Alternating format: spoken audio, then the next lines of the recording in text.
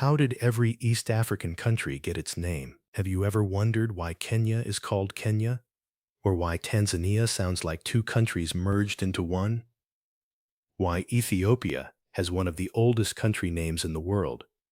And why historians still debate the true origin of Djibouti? Every country name tells a story. Some come from mountains, kingdoms, colonial administrations, or independence movements. We'll start with Kenya. Most people know Kenya was named after Mount Kenya. But the story is more fascinating than many realize. Different communities had different names for the mountain. The Kikuyu called it Kirinyaga, while the Embu used Kirenya.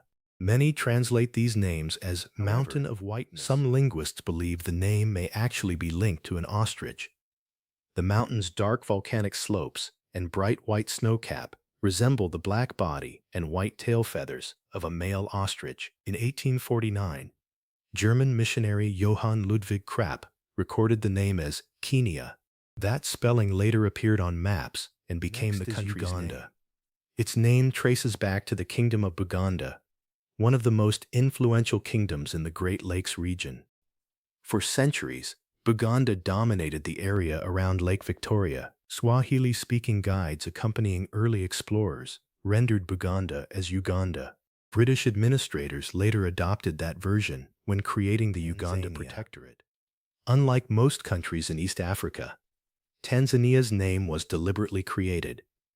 Before 1964, there were two separate territories, Tanganyika on the mainland and Zanzibar off the coast. Following their union, leaders sought a name representing both territories. They combined Tan from Tanganyika and Zan from Zanzibar to create Tanzania and Burundi. The names Rwanda and Burundi stretch back centuries. Both existed as kingdoms long before European colonization. Under Belgian administration, however, they were known as Rwanda and Urundi. Together they formed the territory of Rwanda-Urundi.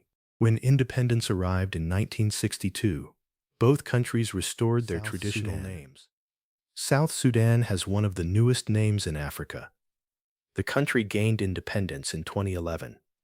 Its name simply reflects its position south of Sudan. The word Sudan comes from the Arabic phrase Bilad al-Sudan, meaning land of the black people. The name, therefore, connects the country's geography with a much older regional history. Ethiopia possesses one of the oldest country names still in use today.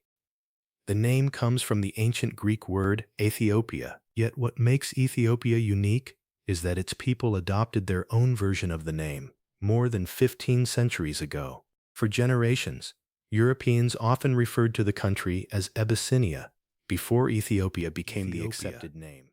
Ethiopia possesses one of the oldest country names still in use today. The name comes from the ancient Greek word Ethiopia, yet what makes Ethiopia unique is that its people adopted their own version of the name more than 15 centuries ago. For generations, Europeans often referred to the country as Abyssinia before Ethiopia became the accepted name. Eritrea's name comes from the ancient Greek word Erythraia, meaning red. The name refers to the Red Sea bordering the country. When Italy established its colony in 1890, it adopted the name Eritrea. Unlike many colonial-era names, Eritrea remained after independence and continues to reflect the country's connection to the sea. Eritrea's name comes from the ancient Greek word Erythraia, meaning red. The name refers to the Red Sea bordering the country. When Italy established its colony in 1890, it adopted the name Eritrea. Unlike many colonial-era names, Eritrea remained after independence and continues to reflect the country's connection to the sea and Somalia. Djibouti remains one of East Africa's greatest naming mysteries. No single explanation is universally accepted. Some scholars believe the name comes from afar words describing the landscape, while others connect it to local clans. Somalia's name is commonly linked to Somali, the legendary ancestor of many Somali clans in Somalia. Djibouti remains one of East Africa's greatest naming mysteries. No single explanation is universally accepted. Some scholars believe the name comes from afar words describing the landscape, while others connect it to local clans.